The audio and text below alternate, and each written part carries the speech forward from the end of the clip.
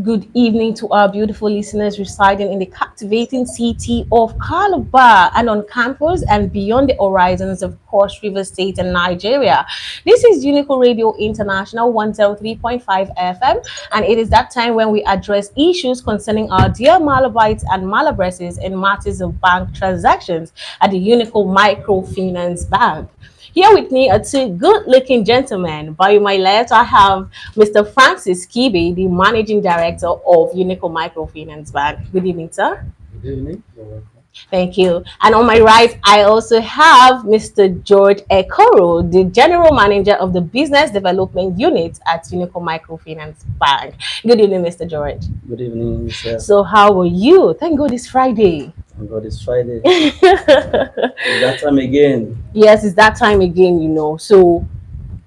So we are really excited, but due to the fact that our time is not here, like on our side, so we're going to really rush this session. So quickly, well, my name is Michelle Radio Brady, and so I will be the host for this session. So Mr. Kibe and Mr. George Ekoro is here to answer some questions, pertinent questions that has to do with students and banking services. So first question, sir. I'm directing it to you, sir, Yeah, Mr. you're Francis. welcome. Okay, can you explain the features and benefits of the point of sales device and how they can cater to the needs of small businesses and business owners and students? Well, basically, as the name implies, you can hear that it's POS definitely is point of sales. And as you look at it, point of sale means where you can transact. And as you can transact, the POS itself now is shifting some duties of the bank staff to a particular point where people can transact without the physical presence of the bank staff. So Okay, we shift our duty to an agent who takes care of the payments for us, they pay for us. okay, So that is what exactly is point of sales, POS. okay. So And yeah, the benefits, can you just highlight some of these well, benefits? the benefit is that banking at your doorstep is one. Okay, It has gone close to you. You shift banking closer to you. You can do transaction as you hmm? You can what will I even say? You can actually get the services where you want it and how you want it. amazing. Yes. Thank you so much. So for students, if you look at it, the benefit to those students, they can actually pay their charges by not going to the bank. So if you're living in a hostel, for instance, you'll be able to do the transaction instead of coming to the bank. And the idea of UNICAL Microfinance Bank getting this PSR is to decongest the banking world. Because sometimes I do pity the students who comes in there. Some will enter there 6:30 to 7 o'clock and spend up to 5 p.m. a day. No? So when we look at this, we say, no, it is not going to be like this. We cannot allow our students to suffer this way. Let us put up something that can assist these people. They are not slaves. They are coming to school. They should enjoy some certain things.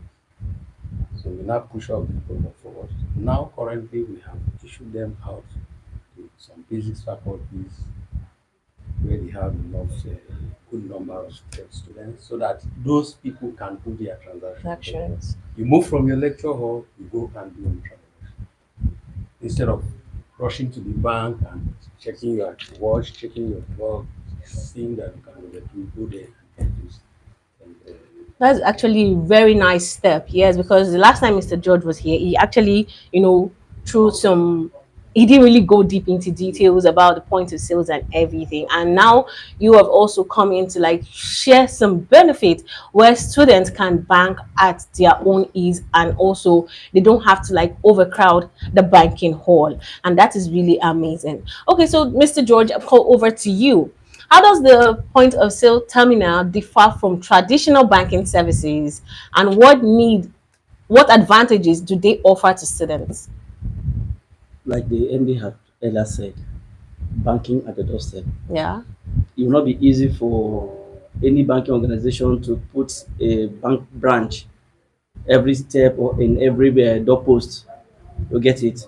But with the POS, as small as that device is, it's very powerful. It does the same banking services as the staff in the bank can do. So it has moved the banking hall very close to you. Okay. Okay, that's one of the differences. Secondly, cashless policy has come to stay, whether we like it or not.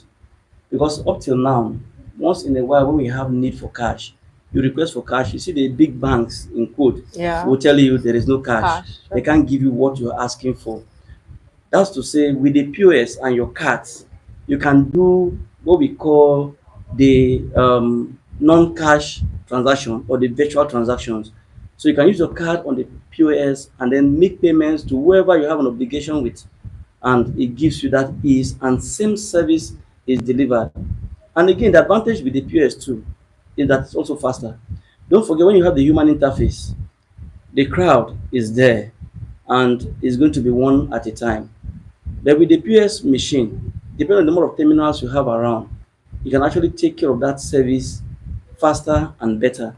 Just imagine you have POS machines in 50 departments of the university. It means you have 50 cashiers created already. 50 cashiers created already, Already. whom the bank will not pay. Okay. And they will do their services same as coming to stand in the banking hall for about 4 or 5 cashiers to attend to you. You cannot compare the services or the speed of 50 to 4 or 5. So it's a big advantage we must be Okay. keyed into. All right, this is really amazing.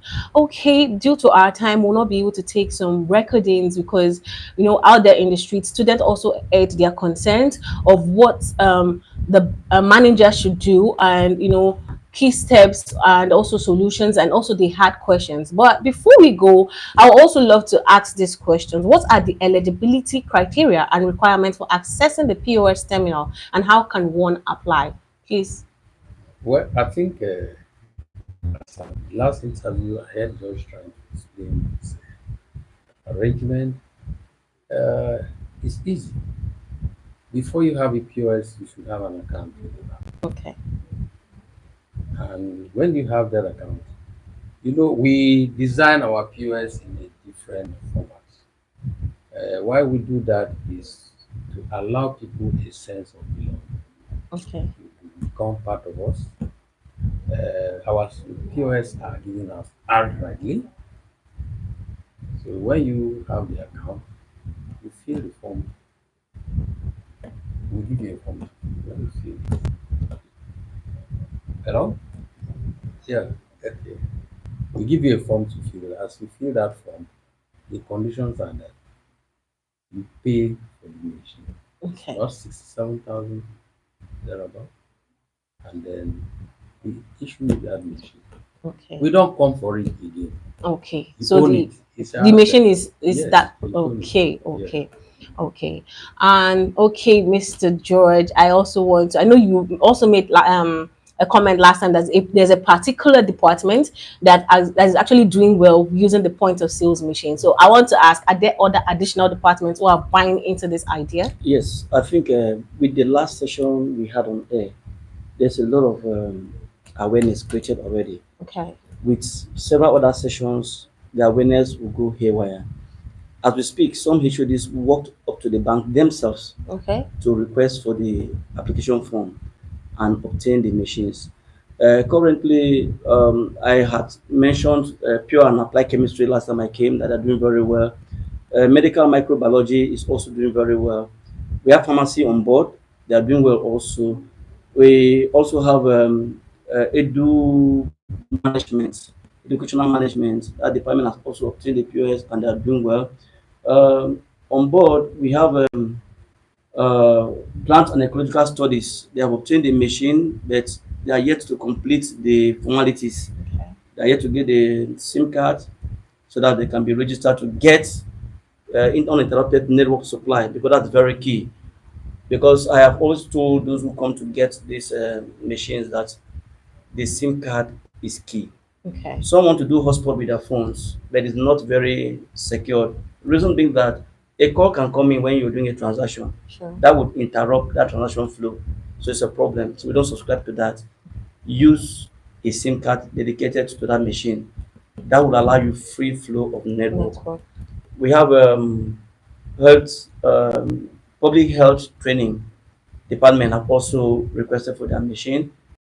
A nano SIM, that's another point I need to clear here. A nano SIM will not fit into the machine production or provision. It needs a standard SIM. Same. Okay. Yeah, you don't need to break the SIM into a nano that most of the mobile phones use. Leave the SIM to be standard, and with that, you can flow. Yeah. Amazing. So really want to say thank you, because this is a much we can take, but we are expecting you subsequently for another session where you actually answer questions that has been raised by concerned students. Yes.